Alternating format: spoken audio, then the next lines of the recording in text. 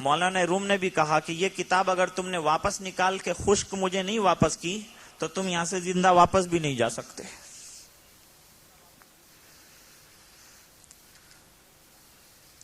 پھر انہوں نے ہاتھ ڈالا حوض کے اندر، کتاب جو نکالی اور ڈیسک پر رکھی تو بالکل ڈرائی. اب مولانا روم ان کے چہرے کو دیکھتے ہیں، کبھی کتاب کو دیکھتے ہیں، سمجھ میں نہیں آتا کہ یہ کیسے کیا ہے. پوچھا کہ یہ کیا ہے معاملہ؟ کہا یہ تمہارے سمجھ کی چیز نہیں ہے. اور سمجھ گئے مولانا روم کہ ہاں یہ کچھ اور ہی معاملہ ہے.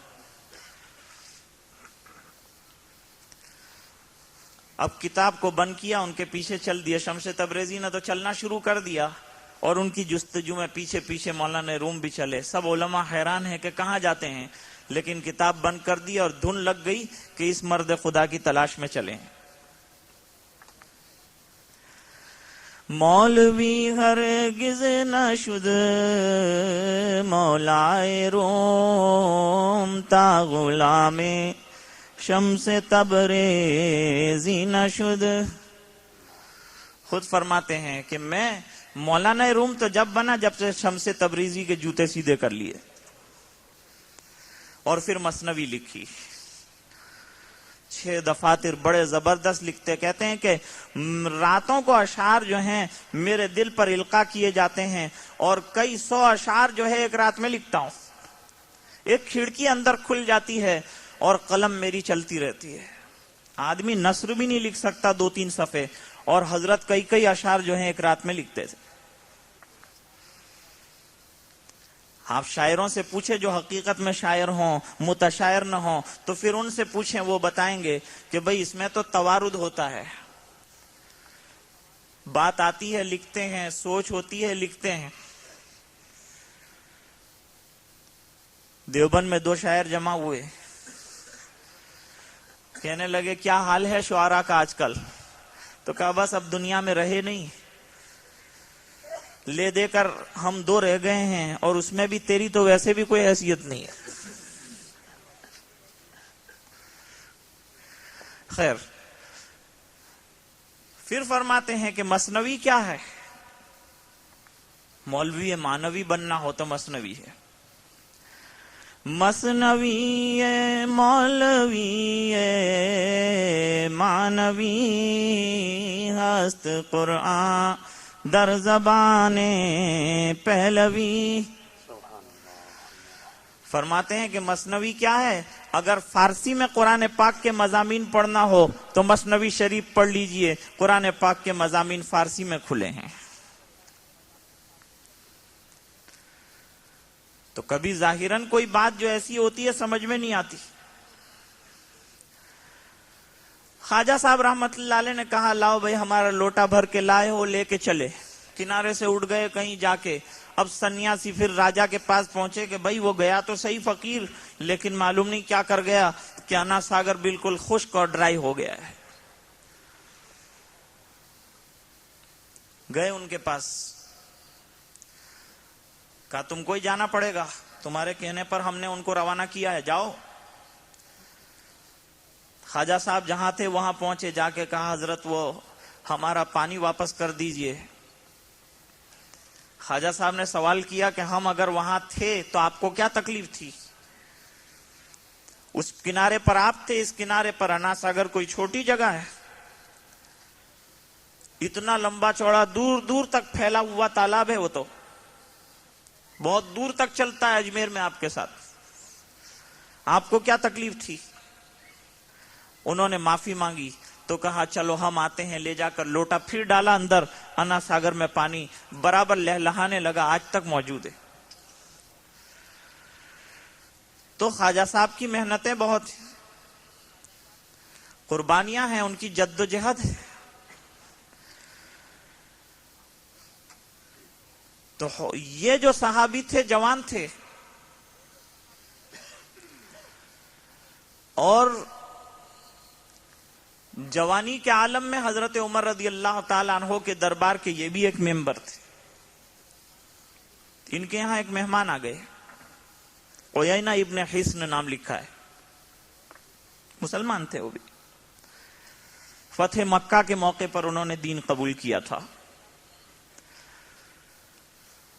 انہوں نے آ کے کہا حر سے کہ سنا ہے تمہارا بڑا اچھا پوزیشن ہے حضرت عمر رضی اللہ عنہ کے یہاں، ذرا مجھے بھی لے جانا آج. ہاں کوئی بات نہیں، چلیے گا. یہ کوئی ایسا دربار نہیں ہے کہ جس کے اوپر پہرے دار موجود ہوں، سنتری موجود ہوں. نہیں، جو لوگ اللہ کے حدود کو پورا کر رہے ہوں، رعایا کا پورا خیال رکھتے ہیں، ان کو سنتری کی کیا ضرورت ہے؟ وہ کہتے ہیں اللہ ہمارا محافظ ہے. روم کے بادشاہ نے بھیجا تھا ایک آدمی کو کہ جا کے دیکھو تو صحیح ہے، فاروق اعظم رضی اللہ تعالیٰ عنہ جن کا نام ہم یہاں سنتے ہیں تو پیجامہ آگے سے پیلا پیچھے سے نیلا ہوتا ہے، آخر یہ ہے کون؟ جا کے دیکھو تو صحیح اس آدمی کو. تو دیکھا کہ مسجد نبوی کی صحن کے اندر آرام سے سو رہے ہیں. کسی سے جا کے پوچھا امیر المومنین عمر کہاں ہیں؟ کہا وہ لیٹے ہیں سامنے. کہا یہ؟ اور وہاں بیٹھ گئے. یہ آدمی اتنی آرام سے یہاں سویا ہوا، اتنے بڑے ملک کا حکمران، لوگ روم میں وہاں کسرا اور قیصر اپنے تخت کے اوپر ان کا نام سن کے لرزہ بر اندام ہوں، اور ان کا عالم یہ ہے کہ ایسے بے فکر ہو کر یہاں سوتے ہیں، نہ انہیں موت کا ڈر ہے نہ دشمن کا ڈر ہے.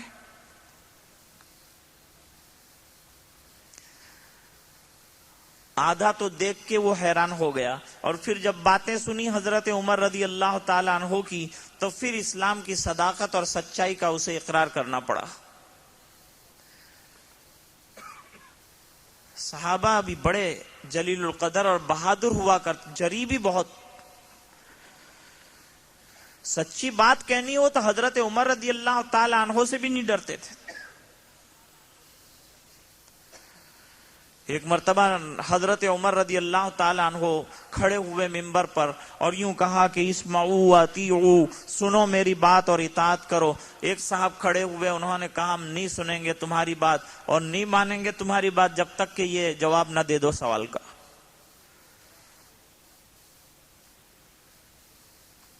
کیا تھا سوال؟ کہ آپ کے جسم کے اوپر آج جو تقسیم کی تھی چادریں آپ نے، وہ 2 چادریں آپ کے اوپر نظر آتی ہیں، جبکہ سب کو آپ نے 1 چادر دی تھی، تو آپ کے اوپر 2 کیسے آئی؟ حضرت عمر رضی اللہ تعالی عنہ نے فرمایا جزاکم اللہ. ہم ہوتے تو کہتے کیا جو لیوا موقع آوا دے. لیکن یہاں باوجود طاقت اور قدرت کے کیا کہا؟ بہت شکریہ. اور اپنے بیٹے کو کہا، حضرت عبداللہ ابن عمر سے کہا کہ کھڑے ہو جاؤ بیٹے، جواب دو ان کا. کھڑے ہو کے بیٹے نے کہا کہ میرے والد صاحب کے پاس 1 ہی چادر تھی یا 2 چادر تھی، یکے بعد دیگرے دھو کے پہنا کرتے تھے، اور آج جو ہے اتفاق سے دونوں کے دھونے کی نوبت آئی، اس وجہ سے دوسری چادر ابا جان نے مجھ سے مانگ کے لی ہے اور 1 خود کی ہے. اب انہوں نے کہا کہ اب فرمائیے، آپ کی ہر بات سنیں گے، آپ کی ہر بات مانیں گے. جب حاکم ایسا ہو، اتنا انصاف کا دل دادا ہو. قحط سالی کے زمانے میں جب مدینہ منورہ میں قحط ہوا ہے تو اس وقت ایک بچے کو اپنے گھر کے دیکھا کہ تربوز کی کاش لے کر وہ باہر کھا رہا ہے، اس کے ہاتھ سے لے لی اور غصے میں فرمایا کہ امت محمد تو بھوکا مر رہی ہو اور تو گھر میں کاش کھا رہا ہو، یہ عمر برداشت نہیں کر سکتا. انصاف انصاف ہوتا ہے.